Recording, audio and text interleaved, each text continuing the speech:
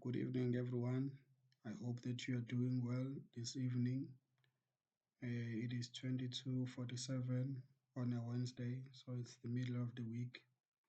So I've decided to do a lecture or deliver a lecture on Shembe versus Shembe, the judgment of the Constitutional Court, which found that Shembe, the titular head of Shembe, is Primrose Shembe, not Unyazwe Zulu. However, in the temples, this has not been delivered in the way that it should have been delivered. People are just saying that we support Unyas, we don't care about what the courts say, but what the courts say has consequences in the legal sense. So, meaning that if they are church properties, then those church properties belong to Primrose Shembe as the titular head, or if there are any damages that the church must pay, it is Primrose Shembe who must pay those damages. So it is important in law to always remember what the founder said, Bombela Stimula Samampondo, saying that we must respect the laws, we must pay the taxes, but continue to work the land. So, so to say that we disregard the judgment would be going against the teachings of Shembe himself, who wanted people to be obedient to the laws and to be obedient to Jehovah and to work six days in a week and rest on the Sabbath. The judgment itself of the Constitutional Court exonerates Unyazulwe Zulu on the charge of fraud, which would have been the charge where he found guilty of forging a signature, but he was not found to have forged a signature. He never forged any signature according to the court. So they lied about him. So he has a right to sue those people who said he forged a signature when in actual fact the court found that he never forged any signature. But in any event, the court found that it was Vela Shembe who was supposed to be the head of the Nazareth Baptist Church at that time, not Unyas Zulu. So, meaning that according to the courts, that is what happened. But according to what we see in reality, people following Unyazwe Zulu and even having stickers in their cars written 100% Unyazwe Zulu and making songs in support of Unyazwe Zulu, then you see that the judgment goes against the reality of who really has the following in the church.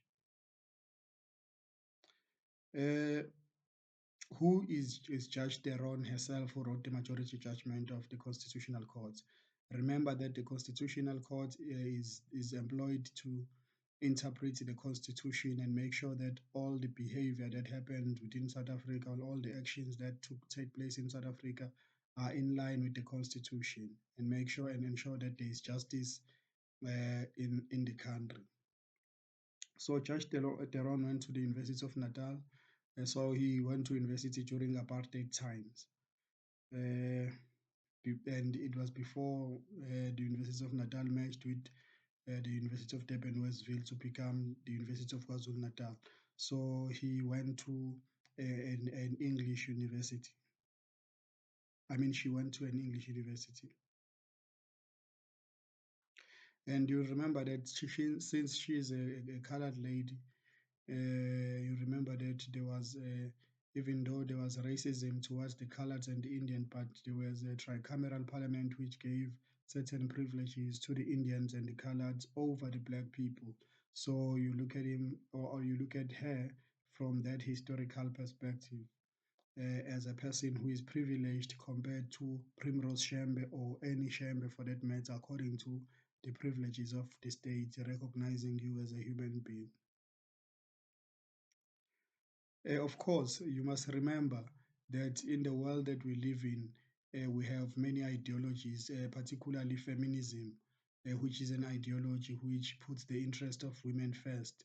So, when I looked at her profile, she founded an organization.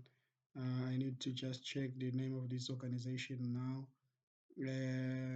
She's a founding member of the South African chapter.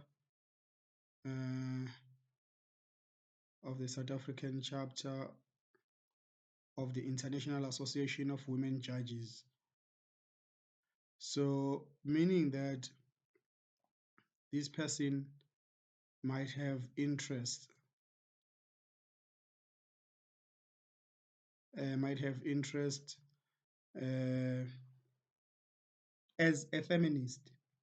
To say that maybe for her, she just looked at the matter and decided that, okay, I must give this leadership position to a woman because there's a competition. But if you look at Shembe as a church, it has always been following male succession. The first Shembe being a man, the second Shembe being a man, Nyangale Zulu being a man, Tingula Mkhosi being a man, Nyazlo Zulu, or even Vela Shembe for that matter, being a man.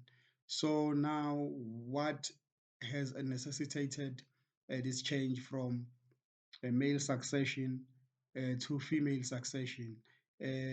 What people don't pay attention to is that that brings a lot of questions to say, what is the difference between a male Shembe and a female Shembe? I was speaking to my doctor basically the other day to say when I was looking at the census of I think it was 2023, and I said, what are the psychological effects of having a population of more females than males? Are there any psychological effects of that? And in this case, are there any psychological effects of having a male succession for such a long time and then having a female succession being introduced by the Constitutional Court through the majority judgment of Judge Daron? Thank you very much for listening, and I hope that we can keep this debate going. Thank you.